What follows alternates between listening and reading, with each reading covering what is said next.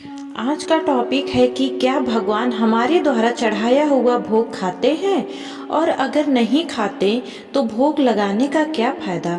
जय श्री कृष्णा हमारे प्यारे बंधुओं, आपका अपने happy life by Krishna channel में स्वागत है। आपका कृष्णा जी के चरणों में एक लाइक शेयर तो बनता है, और अगर नए हो तो सब्सक्राइब करना ना भूलें। देखिए जी, यह आस्था और विश्वास का विषय है। आपने जिस तरह से प्रश्न लिखा है उससे तो यह महसूस होता है कि आप भगवान जी को भोग नहीं भोजन कराना चाहते हैं, और इसमें भी श्रद्धा व प्रेम भाव नहीं बल्कि परीक्षा का भाव नजर आ रहा है। जो अन्न आप भगवान जी को खिलवाकर उनकी परीक्षा लेने का मन बैठाए हैं। ठंडे दिमाग से विचार करेंगे तो आपको भान होगा कि जिस भगवान जी ने सृष्टि की रचना करी है, यह अन्न भी उन्हीं की सृष्टि का भाग है। भला अपनी सृष्टि के भाग को वे कैसे ग्रहण करेंगे जिसमें आपकी श्रद्धा भावना नहीं हो और विश्वास सहित परीक्षा लेने की भावना हो। भोग है क्या? आपने जो भोग शब्द का इस्तेमाल किया है वह होता क्या है? सबसे पहले आपको इस शब्द और इसके शब्दार्थ को समझने की आवश्यकता है।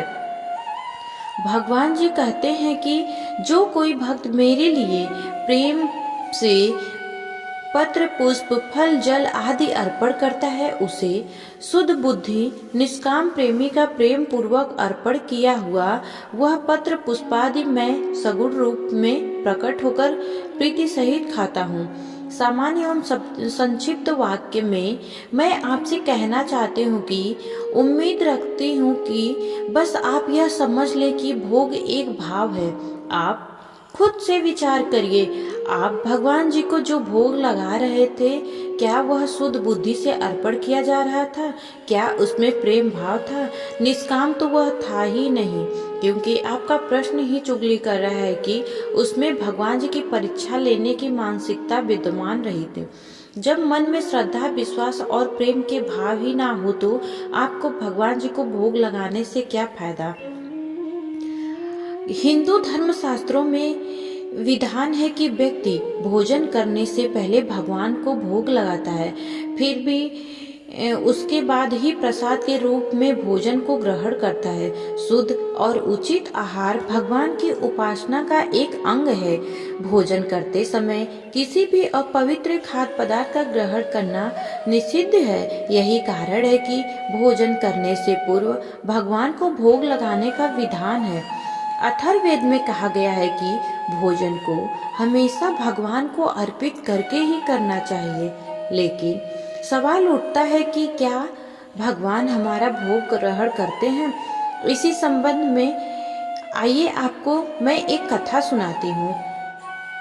एक बार एक शिष्य ने अपने गुरु से पाठ के बीच प्रश्न किया कि गुरुदेव, क्या भगवान हमारे द्वारा चढ़ाया हुआ भोग खाते हैं, और अगर खाते हैं तो वह चीज खत्म क्यों नहीं हो जाती, और अगर नहीं खाते तो भोग लगाने का क्या फायदा।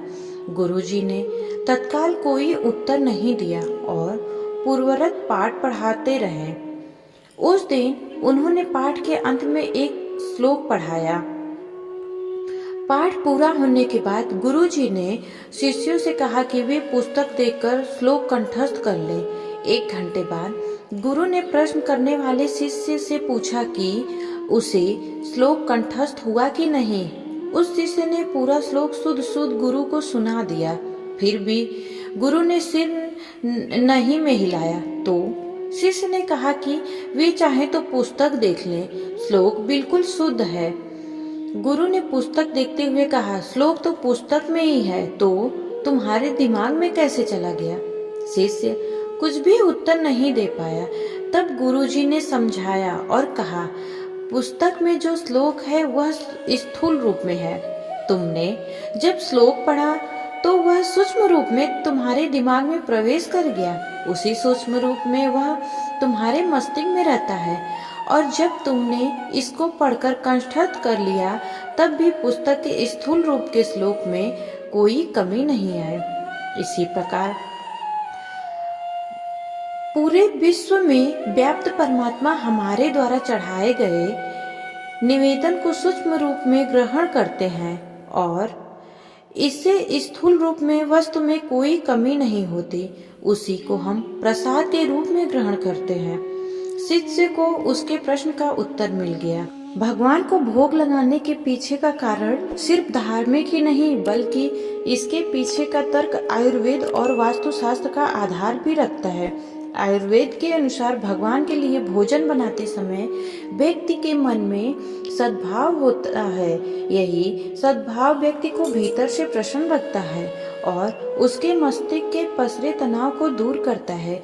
भगवान के लिए बनाए गए भोजन में प्रेम भाव होता है। इसी कारण से व्यक्ति प्रसन्नता महसूस करता है और मानसिक बीमारियों का प्रभाव कम होने लगता है। जय श्री कृष्ण।